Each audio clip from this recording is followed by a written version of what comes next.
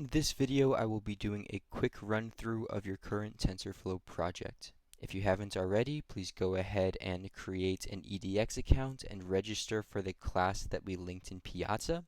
Once that's been done, sign in, select the class, and then click on the Course tab at the top here. Inside of Course, you'll want to search for Week 14, and from there, select Project 6 Classification. As with all of your previous projects, you will want to read the introduction, download the zip file that they provide you, and then get yourself familiar with the files that you'll be editing and the files that you won't be editing, but you should understand in order to know what functions are available, the structure of models, etc. After you've done all of that, go ahead and skip the first 3 problems. For this project, you only need to complete questions 4 through 10. But first, you should select the tutorial for TensorFlow and go through this tutorial so that you get a basic understanding of how TensorFlow works with how it uses variables, placeholders, and the like.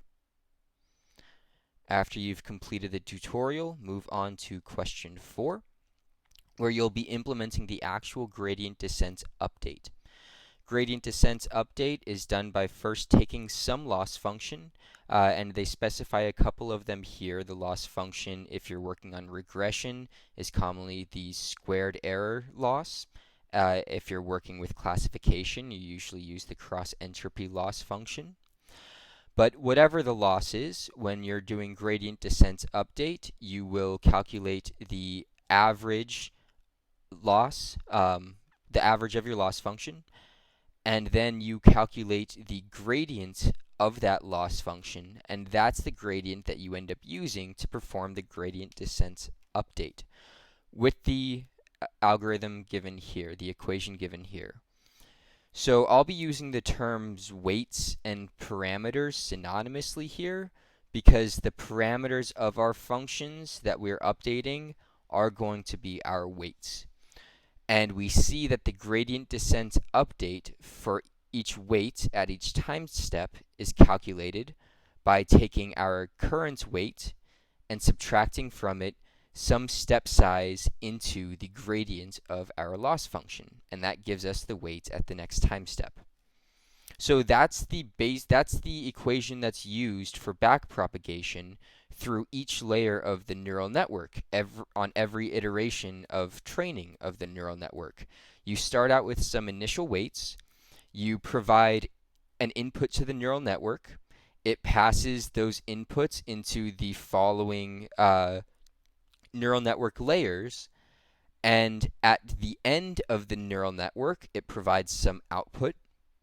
It then calculates the loss function of the neural network by taking the output and using also the expected labels of the output, of the input, and passing those into the loss function to calculate the loss, then calculating the gradient descent of that loss on each layer of the neural network in order to update the weights.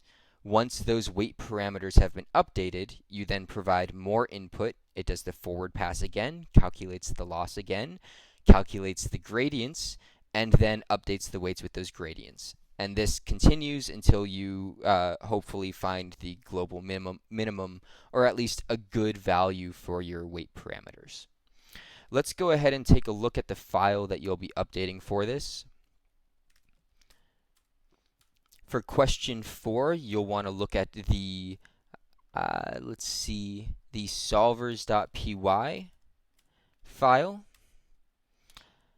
And that's not what that's supposed to look like. Let's open this up here.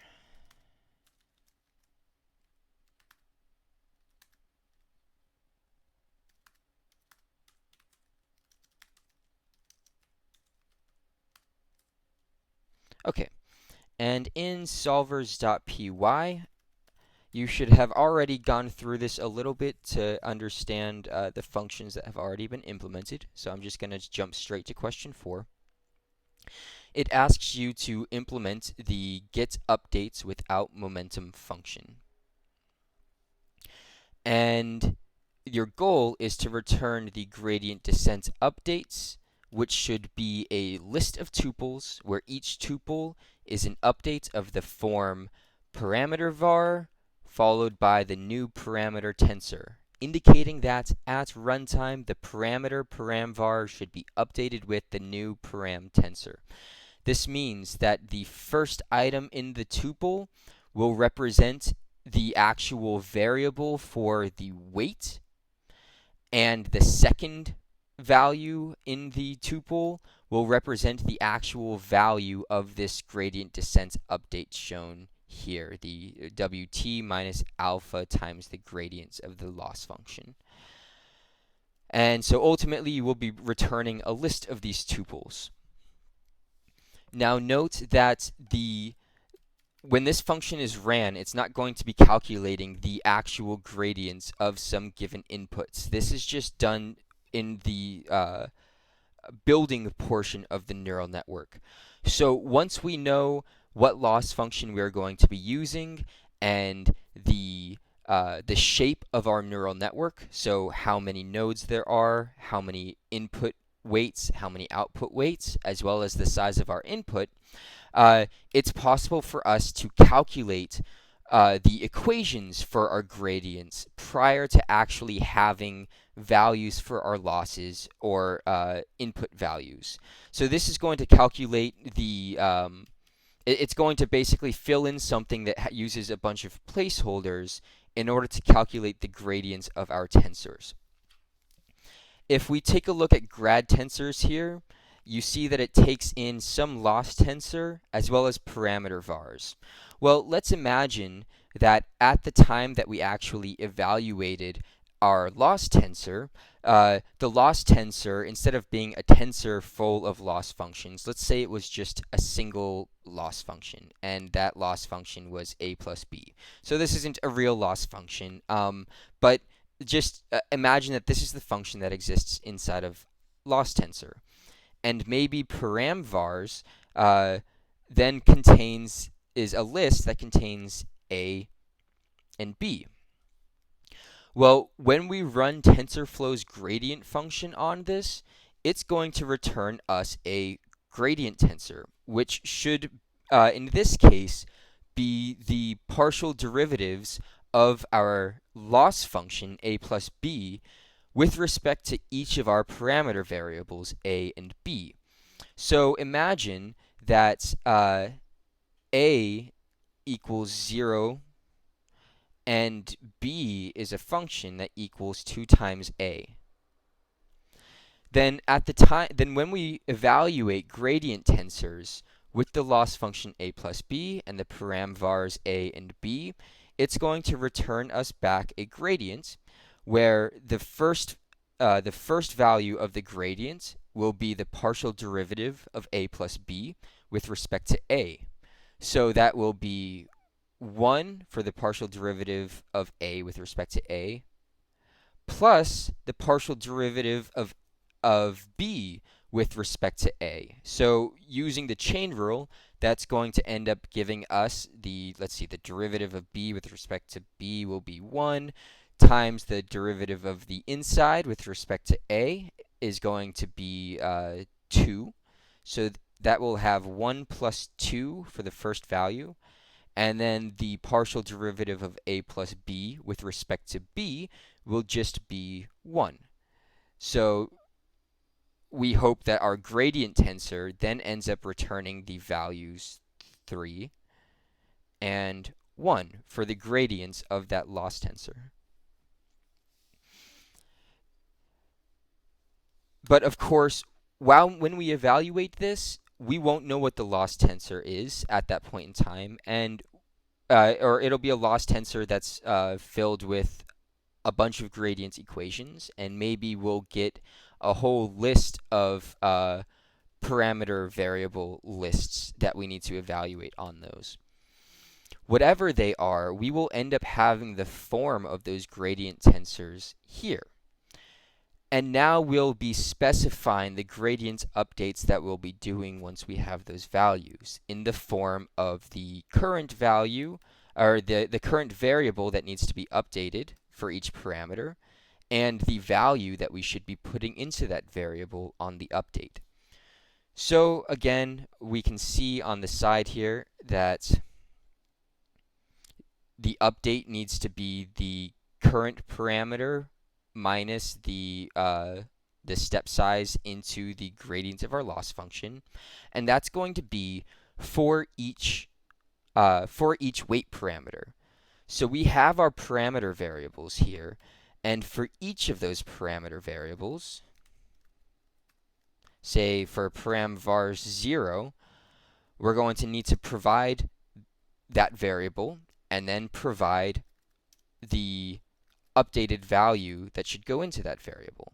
So following the equation that they give us, it'll be param vars 0 minus the step size, which is defined in the class as self.learningRate, times the gradient for this parameter vector. So that gradient is going to be inside of our grad tensors at index 0.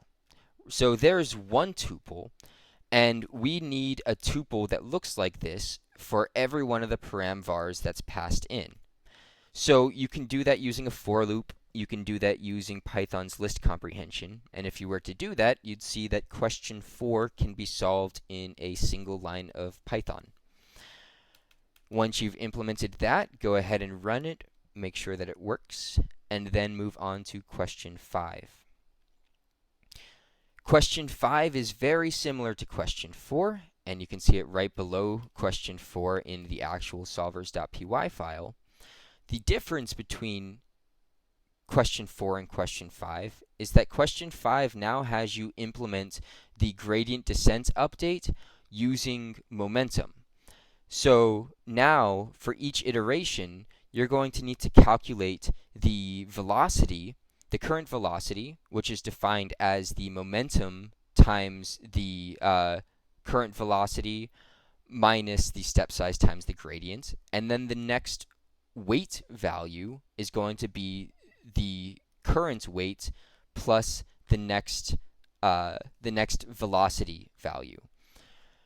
So notice that if we had 0 momentum, this would end up generalizing down to just the equation that we had last time. V sub t plus 1 would just be minus the step size into the gradient of the loss, which means the weight at t plus 1 would end up being the current weight plus or minus the step size into the gradient of the loss function. So this could again be implemented probably using just a single list comprehension from Python, but because for each parameter variable you need to first calculate the velocity, and then you need to calculate the weight vector based on that velocity, I'd recommend that it's probably easier to do this inside of a for loop to calculate the velocities. The important thing to note here is really what's expected to be returned. So notice we said for question 4 here that you're returning a list of the parameters to be updated, or a list of tuples where the tuple is the parameter to be updated and the value to put inside of that parameter variable. Well, question 5 is similar, except now this list not only has to contain the tuples for the weight parameters, it also has to contain tuples that point towards the velocity variables and the update values for those velocities. Because notice, we're not just keeping track of the weight values now, we also have to keep track of the updates for the velocities at each time step. So that's kind of the crux of this problem, is that the return will look similar to question 4, except now you're going to also have to include the tuples for the velocity variable. So for example, you'd have velocity variables 0 and the update velocity values here, which is going to be whatever the momentum variable is times the previous velocity, minus, etc., the learning rate and all of that. So that would be one tuple, and so this list would contain the tuples for the parameter updates and the tuples for the velocity updates. The rest of it follows pretty straightforward from question 4. Let's go ahead then and look at question 6. Question 6 now is going to have you implement the actual gradient descent function, and that'll make use of the gradient descent updates that you programmed for question 4 and question 5. So you can see here they've provided you with a large amount of arguments that you'll be receiving when the solve function is ran. That includes a matrix that contains the input training data, a matrix that contains the targets for that training data, as well as inputs for validation data and their targets, and the actual model that we're going to be optimizing, or that we'll be training. And we are to return a tuple of lists, where the first list is going to be the training loss on each iteration that we run through this neural network, and the second list will be the validation loss on each iteration. So we expect that our training loss and our validation loss should slowly get better and better with each iteration, and that should be shown by decreasing loss in these lists. You can see here it also provides you with what the dimensions of the training points would be, just n and m. And they also provide you with a useful method to know, which is session.run. So this is the method that you use to actually evaluate a tensor. So far, we've been building tensors, which is setting up the framework, providing placeholders, and telling them what the functions are that are available on those tensors. But when we use session.run, it's going to actually take in a tensor and take in values to replace those placeholders and actually run the evaluation of the neural network. So that's what makes TensorFlow work. We start out by them defining a session and defining a target placeholder, which is going to be the shape of our target training data.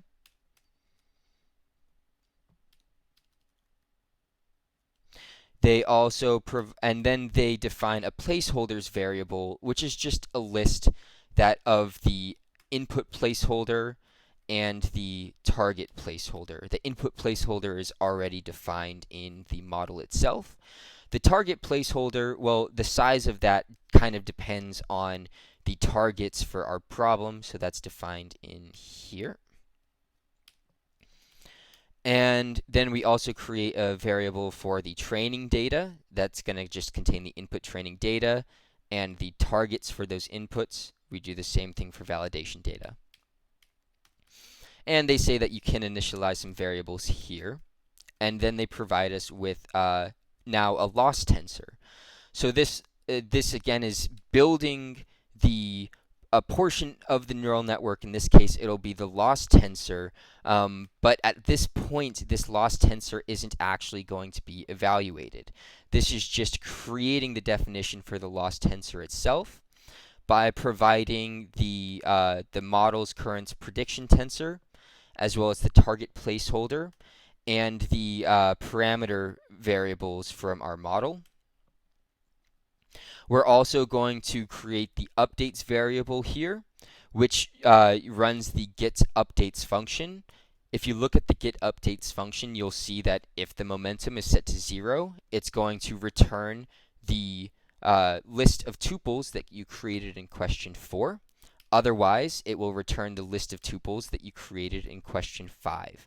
So you'll know what the updates variable looks like because you've already written the function that defines those lists. Just keep in mind that those lists contain placeholders. So here we have the updates variable. Next we have the update operations, or update ops operation, which is being defined as this Python list comprehension. that assigns to some old variable a new variable or new tensor for every old variable and every new variable that exists within our updates list. So it takes the updates list that you wrote in your previous questions, and this update operation can then be run to actually move whatever the current new value is into its respective variable when we do the updates. And you have the train losses list and val losses lists here. These are what you will ultimately return from this function.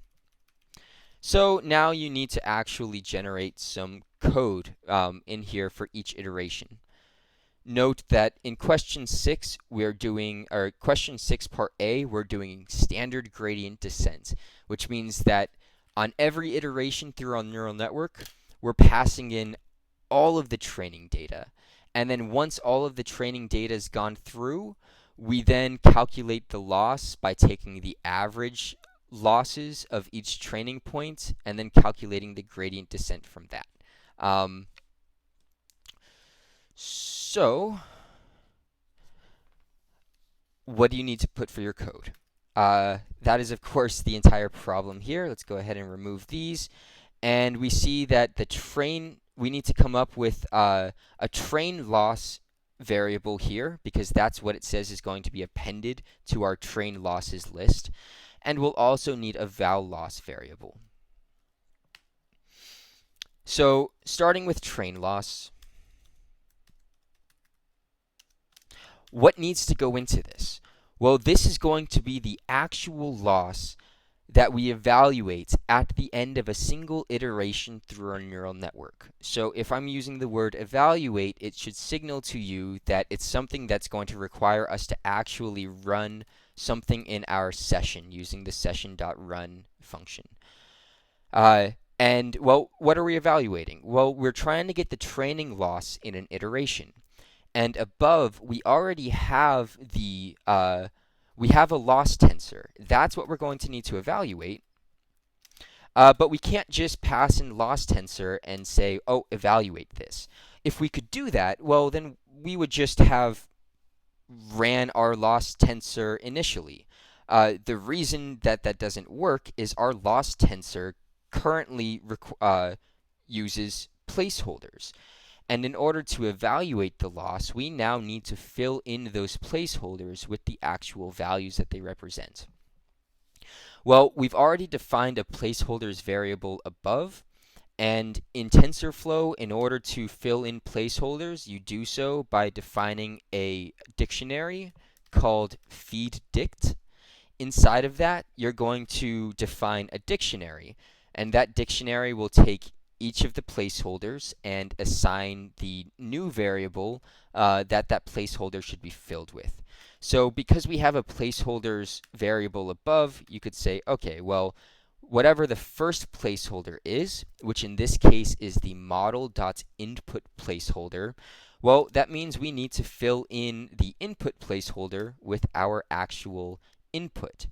And because we're doing this for the training loss, it makes sense that we would pass in our training input. And that exists inside of our training data list at index 0 as our input train data variable. We also need to pass in the second placeholder. So placeholders 1 is the target placeholder. And then we need to assign to that the actual target, training target for our inputs. And that is stored inside of train data 1.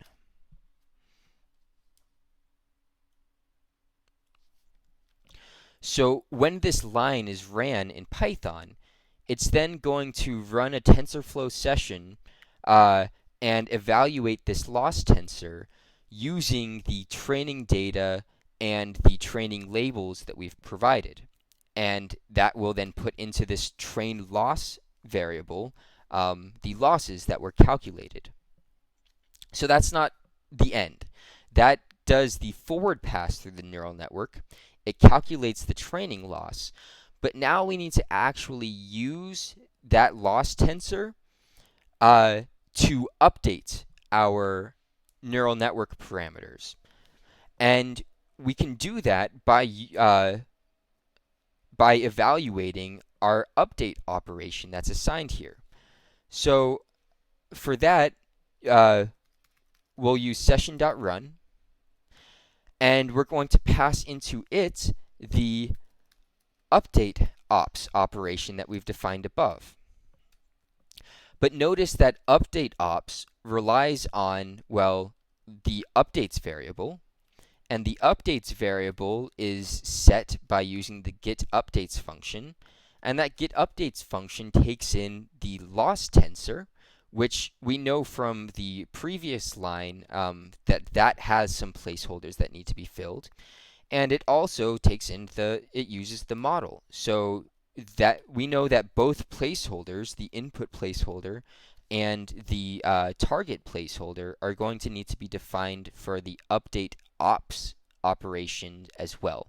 So you would go ahead and fill this in with the rest of this function, and that's going to go in and directly update our parameters with the new variable or tensor that's passed in from updates. Finally, you would need to calculate the actual evaluation, the validation losses. So here you have the val loss variable that this line says that we'll need to append to val losses, and you will need to define whatever should go in here for the validation loss. Once those have been calculated, you'll append them to these lists, and that's what gets returned for question 6, part A. Question 6, part B and C are very similar, except question B is for stochastic gradient descent. So instead of instead of passing all of the training data in and then calculating the average loss at the end and doing gradient descent, you're instead going to pass in the training data one at a time, and for each piece of training data that goes through the neural network, you'll calculate the gradient, do backpropagation, update the weights, and then move on to the next piece of training data. One important thing to note when you're doing that is that it should be given by the name stochastic, that you want to be passing in random data. So you want to make sure that the data that you're pulling out from, like the data that you're sampling, should be sampled at random. And you can see in the useful member variables and methods here that there is in fact a self.shuffle variable. And there's also, again, session.run and generator.next, which is a generator function that you can use to sample a certain size of data from your input data. So this problem will be largely the same to question 6a, except now you're going to have to implement the code that samples data at random, and then for each data point does the gradient descent update. Similarly, for question 6, part C, similar to part B, except now instead of doing a single piece of data on each forward pass, you're now going to be doing a mini batch of data. So this falls somewhere between parts A and parts B, where you won't be doing the backpropagation using a gradient from all of the data, and you won't be doing the backpropagation using a single input, but you'll be using some mini batch of data on each iteration. So that's the code that you will implement here. The return values, however, should be the same: a list of training losses and a list of validation losses. For question 7, it says that instead of using the perceptron algorithm, we're minimizing a loss function with optimization techniques, and we want to know if this approach improves convergence. So it gives you a couple lines of Python that you can run, and it asks you to then put in different iteration values for these and determine if we are in fact converging using softmax regression. So you'll go into the answers.py file for the question 7 method, and you'll put one of these answers here depending on what you determine. For question 8, we now need to determine the best hyperparameters for training our neural network. So this question asks you to go in, evaluate a bunch of different hyperparameters, and return what the best hyperparameters are for this neural network. I can go ahead and open that up quickly here. We see that we're evaluating various setups of hyperparameters. What we're ultimately going to return is the best model and the best hyperparameters.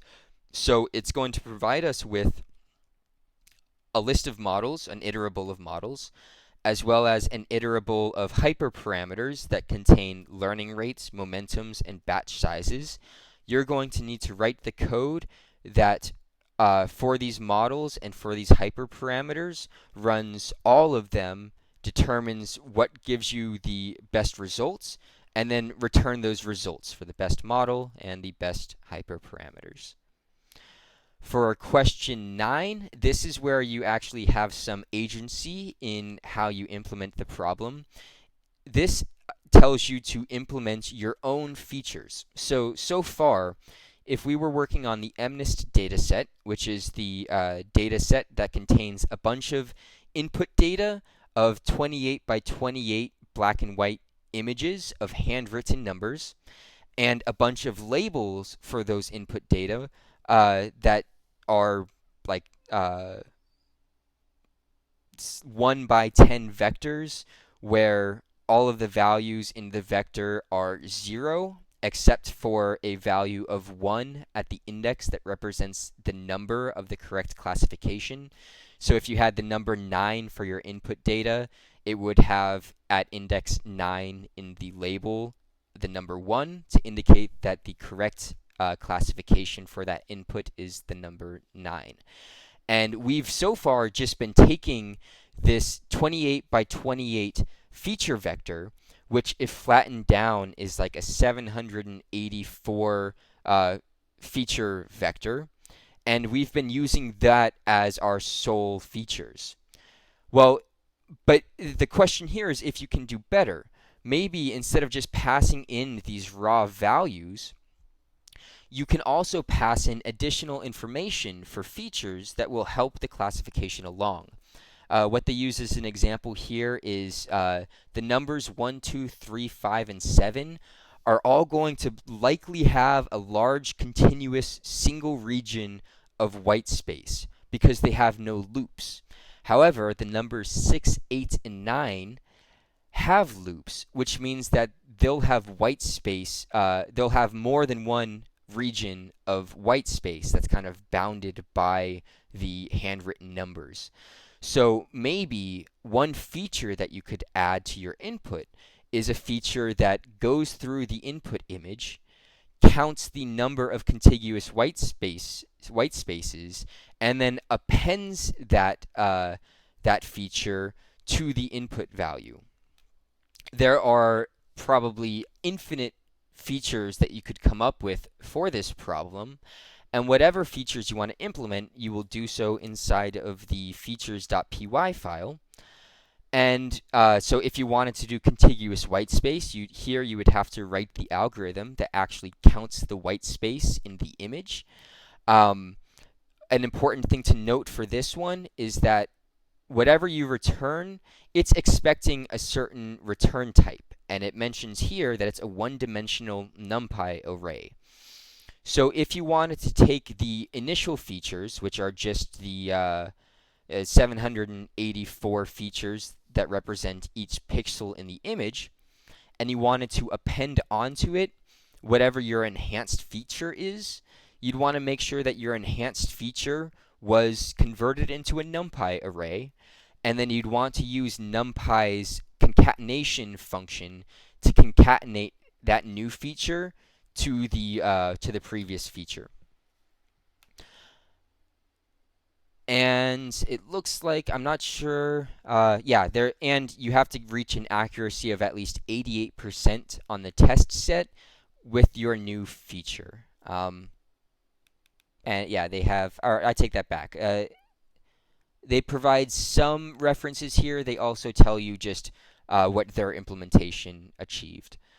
Um, so read through this problem, implement whatever algorithm you want to use to calculate these features, and then move on to question 10.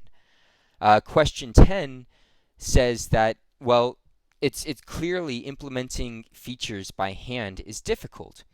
Instead, you can use convolutional neural networks to actually learn the features of the images and have it use those features instead. So you don't have to implement the convolutional neural network. They have a convolutional neural network model implemented for you. And your goal in this problem is to come up with the hyperparameters that result in at least, I think, 97% accuracy. So you can probably use the code that you wrote in question 8. You can use these lines of Python here to evaluate different hyperparameters. And when you determine the hyperparameters that result in good enough accuracy, you will enter those hyperparameters into Q10 in the answers.py file. And that's all you need to do for this project.